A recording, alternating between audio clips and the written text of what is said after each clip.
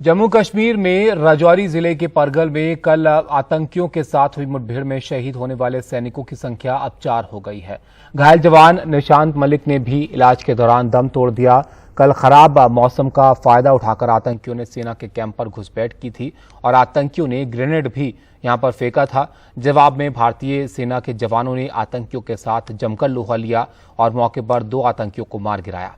इस मुठभेड़ में निशांत मलिक के अलावा सूबेदार राजेंद्र प्रसाद, राइफलमैन लक्ष्मण डी और राइफलमैन मनोज कुमार शहीद हो गए, जबकि 5 जवान फिलहाल घायल हैं। सरकार के मुताबिक बीते 24 घंटे में जम्मू कश्मीर में 5 आतंकियों को ढेर किया गया, जबकि 3 किलो RDX भी बरामद किया गया है। जम्मू कश्मीर के राजौरी में हुए सेना के बेस कैंप पर आतंकी हमले में वीरगति को प्राप्त हुए मनोज भाटी का अंतिम संस्कार शनिवार को सम्मान के साथ उनके पैतृक गांव शाहजहांपुर में किया गया।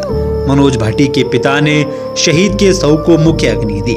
सेना के जवानों के साथ साथ फरीदाबाद व आसपास के गांव के लोग भारी संख्या में शाहजहांपुर पहुंचे और शहीद को अब उन्होंने अंतिम विदाई दी।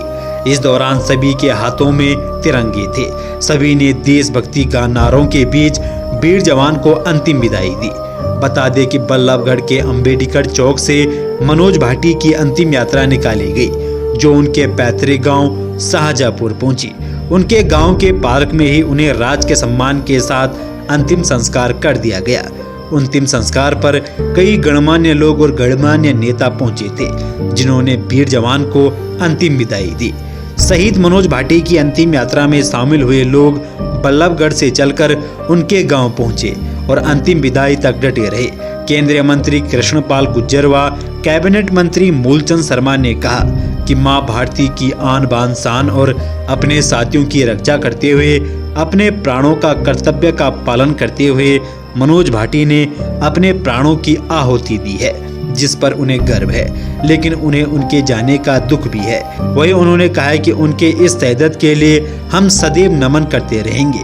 इस दुख की घड़ी में हम उनके परिवार के साथ सदैव खड़े हैं। साथ ही पूरे गांव, पूरे प्रदेश और पूरे देश को उनकी शहादत पर गर्व है। बता दें कि मनोज भाटी के बड़े भाई भी भारतीय सेना में हैं। मनोज की पत्नी अभी 8 महीने की गर्भवती है। उनके घर में कुछ ही दिनों में खुशियों की किलकारियां गूंजने वाली थी, लेकिन कुदरत को कुछ और ही मंजूर था। उनके घर में आने वाली खुशियों को किसी की नजर लग गई और ठीक रक्षाबंधन से पहले मनोज कुमार आतंकवादियों से लोहा लेते हुए वीरगति को प्राप्त हो गए, जिसके बाद न केवल उनके परिवार बल्कि पूरे गांव में मातम छाया हुआ है। एक तरफ देश में आजादी के 75 साल पूरे होने का जश्न मनाया जा रहा है, वहीं दूसरी ओर आतंकवादियों ने स्वतंत्रता दिवस से पहले देश को दहलाने की साजिश की। हालांकि इस बड़ी आतंकी साजिश को नाकाम कर दिया गया। जम्मू कश्मीर के राजौरी में भारतीय सेना के जवानों ने 2 आतंकवादियों को मार गिराया है। बताया जा रहा है कि मुठभेड़ में सेना के 3 जवान शहीद हुए हैं, वहीं 5 जवान घायल बताए जा रहे हैं। दोनों मारे गए आतंकवादियों को आत्मघाती हमलावर कहा गया है। आतंकी राजौरी में आर्मी कैंप में घुसने की कोशिश कर रहे थे। राजौरी में 25 किलोमीटर दूर सेना की एक कंपनी के ऑपरेटिंग बेस पर आत्मघाती हमला किया गया। इसे नाकाम करते हुए भारतीय सेना ने जबरदस्त जवाबी कार्रवाई की और दोनों आतंकवादियों को ढेर कर दिया।